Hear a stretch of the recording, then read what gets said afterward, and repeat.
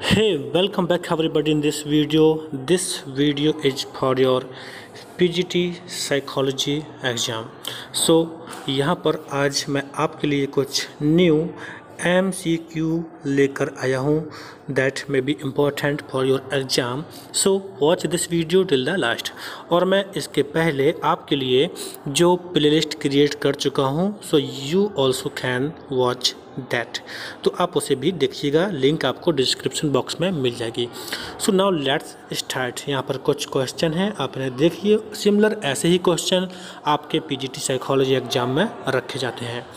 So the first question on your screen is that the term used by Sigmund Freud to refer to unconscious process that defend a person against anxiety। Sigmund Freud के द्वारा ऐसा कौन सा concept है या कौन सा ऐसा टर्म है जिसको बताया गया था, जिसका ये काम होता है कि वो लोगों की अनकॉन्शियस बेस्ड पर डिफेंस करता है, बेसिकली उनके ईगो की डिफेंस करता है। सो आपको ध्यान रखना है कि डिफेंस मैकेनिज्म एक ऐसा कॉन्सेप्ट है that was proposed by Sigmund Freud, जो कि लोगों के ईगो को डिफेंस करता है। यहाँ पर जो सबसे इम्पोर्टेंट पॉइंट है उसे आप ध्यान रखिए कि जो डिफेंस मैकेनिज्म होती हैं ये अनकॉन्शियस बेस पर होती हैं। अनकॉन्शियस बेस पर होती हैं, इट्स मीन्स दैट कि लोगों को पता नहीं होता है कि वो ऐसा क्यों कर रहे हैं। लॉट ऑफ टाइम जब आप अपने मित्र मंडली में होते हैं, दोस्तों के साथ होते हैं, आप कोई बात कहते हैं तो वो एक्सेप्ट नहीं करते हैं एंड यू थिंक कि यार ये तो समझना ही नहीं चाहता है। सो इट्स मीन कि जब आपको लगता है कि वो एक्सेप्ट नहीं करते हैं, इसका मतलब होता है कि वो डिफेंस करते हैं, बट उनका जो डिफेंस मैकेनिज्म होता है वो अनकॉन्शियसली होता है, यानी उन्हें खुद नहीं पता होता है कि वो ऐसा क्यों बोल रहे हैं और वो अपनी बातें कहते चले जाते हैं। तो आप इसे डेली बिहेवियर में देखते हैं, but for the exam purpose आपको ध्यान रखना है डिफेंस मैकेनिज्म जो है उसे सिगमंड फ्राइड के द्वारा प्रपोज्ड किया गया था और इसका काम होता है लोगों की जो ईगो होता है उसको डिफेंड करना। तो आप इसे अच्छे से ध्यान रखिएगा। नाउ यहाँ पर जो लिबिडो है, साइकोसेक्सुअल स्टेज हैं, ये भी सिगमंड फ्राइड के द्वारा दिए गए थे। पिछले वीडियो में मैं इनके बारे में बता चुका हूँ। Now next question on your screen that is the most primitive defence against external threat. यानी सबसे जो प्राइमेटिव डिफेंस होता है थ्रेट के लिए, किसी भी एक्सटर्नल थ्रेट के लिए, वो कौन सी होती है। देखिए, वैसे तो यहाँ पे आपका projection, Daniel of reality, reaction formation and displacement, ये सभी डिफेंस मैकेनिज्म के अंतर्गत हैं। बट मोस्ट प्राइमेटिव, सबसे जो आदिम काल का जो एक डिफेंस होता है एक्सटर्नल थ्रेट से, वो क्या होता है? That is the Daniel of reality. यानी जो भी रियलिटी होता है लोग उसका सामना ही नहीं करना चाहते हैं, बचना चाहते हैं। That is the Daniel of reality, that is the most primitive defence against external threat. Now next question that is on your screen, the conflict can be affected by. जो कॉन्फ्लिक्ट होता है वो कैसे अफेक्ट हो सकता है या फिर कॉन्फ्लिक्ट हो सकता है? How? Religious scruples, loss of self control, in seek of companionship, या फिर all of the above. So you need to understand कि जो कॉन्फ्लिक्ट होता है वो इन तीनों कंडीशन में हो सकता है। So correct answer is all of the above. लोगों की रिलीजियस चीज़ों की वजह से, या उनका सेल्फ कंट्रोल होता है, या फिर जो कंपेनियनशिप तलाशते हैं, फ्रेंड सर्कल बनाते हैं, तो अपनी चीज़ों को अच्छा बनाए रखने के लिए वो कभी कभी उनका जो कॉन्फ्लिक्ट होता है वो हो जाता है। सो जो कॉन्फ्लिक्ट होता है दैट कैन अफेक्टेड, मतलब कम ज़्यादा हो सकता है इन तीनों कंडीशंस में। सो आपका all of the above answer सही होगा। इसके बाद यहाँ पर आपको मैं बता दूँ, जब कॉन्फ्लिक्ट का नाम आया है तो आपको अप्रोच है ना, आपने इस तरह से सुना होगा। तो अप्रोच अवॉइडेंस। तो इन जो ये कॉन्फ्लिक्ट होते हैं इनके बारे में वैसे पढ़ के जाइएगा, 100% आपको यहाँ से क्वेश्चन मिलेगा।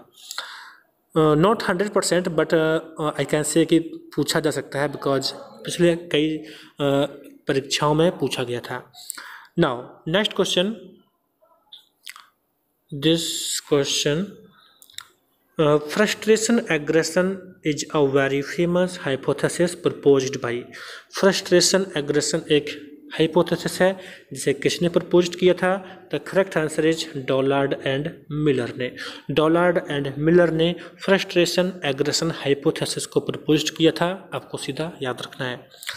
Next question, who among the following to focus the importance of anxiety was the first, यानी इनमें से कौन सा ऐसा पहला व्यक्ति है, बेसिकली साइकोलॉजिस्ट है, जिसने सबसे पहले एंजाइटी पर फोकस किया था?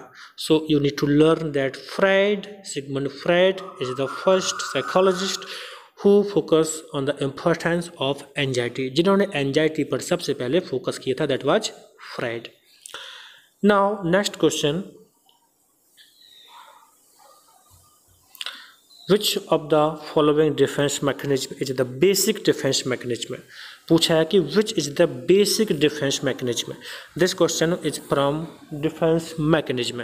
But basic defense mechanism कौन है ये बताना है. So the correct answer is option D, both and A and B. इसमें जो डेनियल एंड रिप्रेशन है ये आपका बेसिक डिफेंस मैकेनिज्म होता है जिसको लोग करते हैं। एंड अगर यहाँ पर ए एंड बी ऑप्शन ना होता तो उस टाइम पे आप रिप्रेशन को सही आंसर कर सकते थे। तो क्योंकि जो रिप्रेशन होता है that is the main cause of the abnormal behaviour, ऐसा माना गया था। सिगमंड फ्राइड ने बताया था कि रिप्रेशन एक ऐसी डिफेंस मैकेनिज्म होती है जो कि मोस्टली लोगों के एबनॉर्मल बिहेवियर का कारण बनती है। दिस इज ऑल्सो इम्पॉर्टेंट, आपको इसे याद रखना है। Now next question, Hans Selye termed the body's response to stressors. Hans Selye ने स्टडी किया था जो बॉडी का रिस्पॉन्स होता है स्ट्रेसर के लिए, वो क्या था? That was the general adaptation syndrome, जिसको GAD कहा जाता है। हैंस सीले ने एक ये कॉन्सेप्ट डिफाइन किया था जिसमें बॉडी कैसे रिस्पॉन्स करती है, जिसमें 3 स्टेज होती हैं, अलार्म स्टेज, और एक होता है फाइट, मतलब जहाँ पे हम सामना करते हैं, एंड होता है एग्जॉशन स्टेज। होता है कि कोई भी प्रॉब्लम होती है तो पहले हमारी बॉडी अवेयर हो जाती है, इसके बाद उस प्रॉब्लम के लिए हम थोड़ी देर तक संघर्ष करते हैं, लड़ते हैं, एंड उसके बाद क्या होता है एग्जॉशन हो जाता है, हम थक जाते हैं और बाद में हार जाते हैं, और ये कंडीशन होती है जहाँ पर इंसान बहुत ही कमज़ोर पड़ जाता है। सो हैंस सीले का नाम GAD अर्थात जनरल एडेप्टेशन सिंड्रोम से है, आप इसे ध्यान रख सकते हैं। Now next question, blank are the methods of coping with stress. बताना है कि स्ट्रेस से हम कैसे कोप अप कर सकते हैं। What are the methods by which we can cope from the stress, ये बताना है। So relaxation training, hypnosis, biofeedback, these 3 all methods जिससे आप स्ट्रेस को कोप अप कर सकते हैं। So all of the above is correct answer. तो ध्यान रखिएगा, bio feedback is a new term, may be new term for you, because जो बायो फीडबैक होता है this is also a method for coping with stress, because in bio feedback method हम क्या करते हैं, किसी जो क्लाइंट होता है, कोई पर्सन होता है, उसका जो बॉडी होता है उसमें कुछ पर्टिकुलर जैसे हार्ट बीट या BP उसका मेजरमेंट करते हैं, and we describe that person कि देखो ना ऐसा कुछ नहीं है, कोई प्रॉब्लम नहीं है। बिकॉज होता क्या है कि बेसिकली जब लोगों की बॉडी अचानक से कुछ रिस्पॉन्स करे, लाइक हार्ट बीट बढ़ जाना एंड पसीना आ जाना एंड ब्लड फ्लो ज़्यादा, BP ज़्यादा हो जाना, तो उस टाइम पे पर्सन अपने आप ही स्ट्रेसफुल फील करने लगता है कि यार मुझे क्या हो गया है। So some time it happens because of the environment. तो अगर कोई ऐसा पर्सन है जो कि बिकॉज ऑफ द एनवायरनमेंट कुछ बॉडी चेंजेस फील करता है एंड देन स्ट्रेस फील करता है, at the time bio feedback के थ्रू एंड और भी कंडीशंस में हम उसकी हेल्प कर सकते हैं कि no it's okay for you and सब कुछ ठीक है। So you need to understand that कि relaxation, hypnosis and biofeedback ये सभी क्या है, स्ट्रेस को कोप अप करने के लिए मेथड है। तो आपका इसमें जो पूछा गया है ऑप्शन डी सही होगा। Next question that is on your screen, can activate and direct behavior in the same way as biological or psychological motives, यानी thinking, motivation, emotion and perception, इन चारों में से कौन सा ऐसा है जो सिमिलरली वैसे ही बॉडी को बिहेव करने के लिए एक्टिवेट करता है जैसे कि बायोलॉजिकल और साइकोलॉजिकल मोटिव्स करते हैं।